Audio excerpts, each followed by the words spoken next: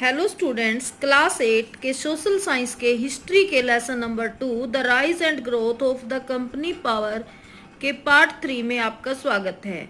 बच्चों, आज पहले हम आगे लेसन पढ़ेंगे और उसके बाद very short answer type questions करेंगे।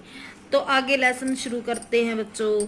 The French in India, Bharat में फ्रांसीसी। The French company named Compagnie des Indes Orientales was formed in 1664. Compagnie des Indes Orientales नामक फ्रांसीसी कंपनी 1664 में स्थापित हुई। The first French factory was established in India by Francois Caron at Surat in 1668. Bharat में पहली फ्रांसीसी कंपनी फ्रैंकोजिस कैरन द्वारा सूरत में स्थापित की गई। फर्दर फैक्ट्रीज वर एस्टेब्लिश्ड एट मसूलीपट्टनम, पौंडीचेरी, माहे, चंदरनगर, करिकल, बालासोर, सूरत एंड मॉरिशस। उसके बाद कंपनियां मसूलीपट्टनम, पांडिचेरी, माहे, चंदरनगर, करिकल, बालासोर, सूरत और मॉरिशस में स्थापित की गई। The establishment of Portuguese, Dutch, British and French factories in India and the eastern islands resulted in a fierce competition and rivalry amongst them. पुर्तगाली, डच, ब्रिटिश और फ्रांसीसी कंपनियों के भारत और पूर्वी द्वीपों में स्थापित होने के कारण उनमें आपस में दुश्मनी और गहरी प्रतिस्पर्धा शुरू हो गई।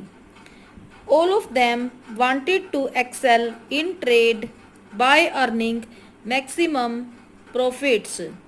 सभी अधिकतम मुनाफा कमाकर व्यापार में चरमोत्कर्ष पर पहुंचना चाहते थे। This led to a rise in the cost of the commodities that were in great demand and ultimately reduced the profits. इस कारण जिन वस्तुओं की मांग अधिक थी उनकी कीमतें बढ़ गई, जिससे मुनाफा घट गया। Spices like cloves, cardamom, pepper, cinnamon, and fine quality of silk and cotton were the main objects of trade.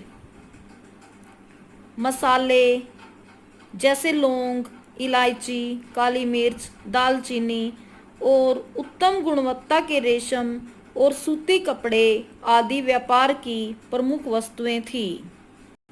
To prevent each other from profitable trade, these companies engaged in constant conflicts.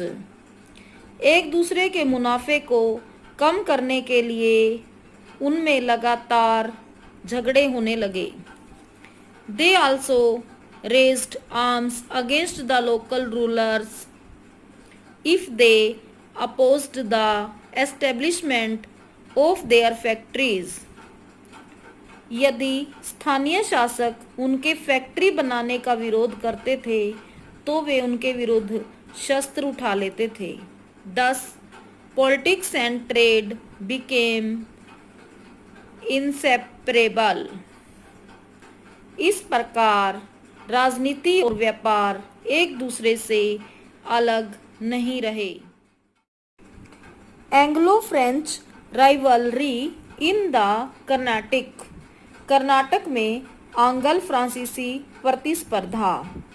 In order to have a monopoly over the trade in India and eastern islands, it was necessary for the British to eliminate their rivals.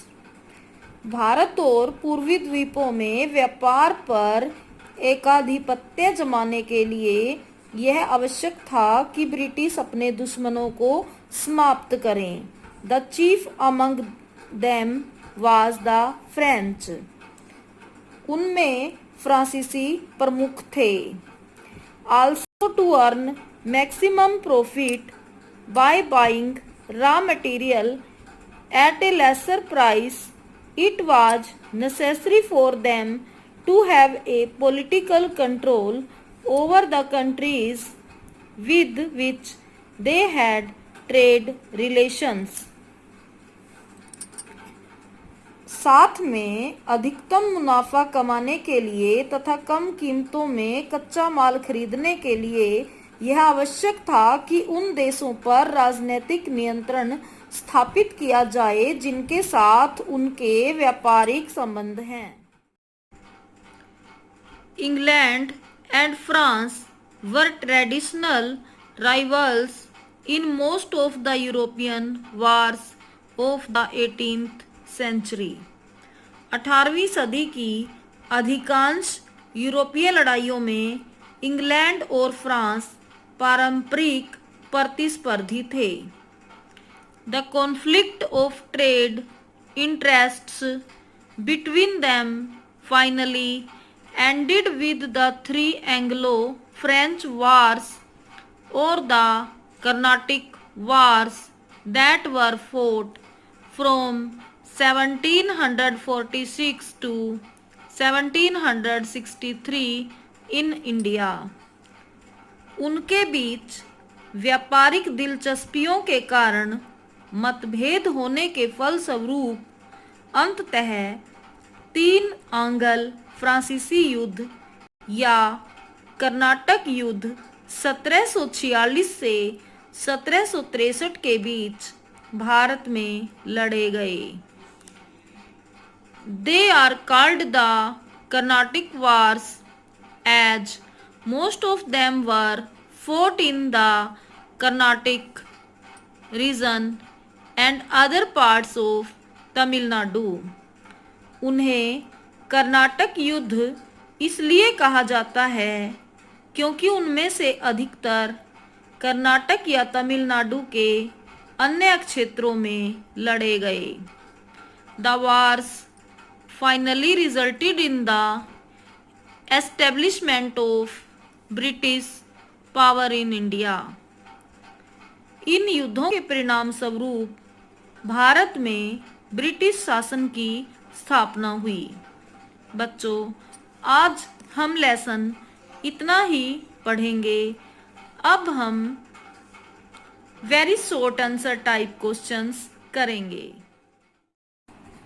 Question number 1, who was Vasco da Gama. Vasco da Gama कौन था? Answer, Vasco da Gama was a Portuguese navigator who found a new sea route to India। Vasco da gamma एक पुर्तगाली नाविक था जिसने भारत में पहुंचने के लिए एक नया समुद्री मार्ग खोज निकाला। Question number 2, What was the royal charter that was granted to East India Company by queen Elizabeth first. Shahi charter क्या था जो रानी एलिजाबेथ प्रथम ने ईस्ट इंडिया कंपनी को प्रदान किया? Answer, this royal charter granted the East India Company the sole right to trade with the East. इस शाही चार्टर ने ईस्ट इंडिया कंपनी को पूर्व के साथ व्यापार करने का एकाधिकार प्रदान किया। Question number 3, what was the first major victory of the English in India. अंग्रेजों की भारत में पहली महत्वपूर्ण जीत क्या थी? Answer, the battle of Plassey was the first major victory of the English in India। Plassey की लड़ाई भारत में अंग्रेजों की पहली महत्वपूर्ण जीत थी।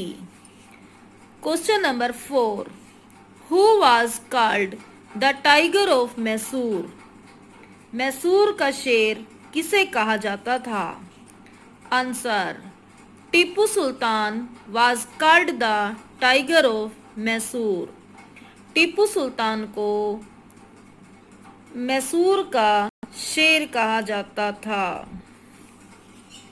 Question number 5, what was the subsidiary alliance system? सहायक संधि की नीति क्या थी? Answer, according to subsidiary alliance system, a state had to surrender its external relations to the care of the company। सहायक संधि के अनुसार राज्य को अपने बाहरी संबंधों को कंपनी की देखरेख में रखना पड़ता था। Any form of negotiations with the other states were to be made through the company। अन्य किसी भी राज्य से समझौता कंपनी के माध्यम से किया जाता था। The state was regarded to accept a British resident as its headquarters. राज्य को अपने मुख्यालय में एक ब्रिटिश रेसिडेंस रखना होता था। The company in turn was to protect the state against any foreign invasions. इसके बदले कंपनी को राज्य की विदेशी आक्रमण से रक्षा करनी होती थी। तो बच्चों, आज के लिए इतना ही करते हैं। Thank you, have a nice day.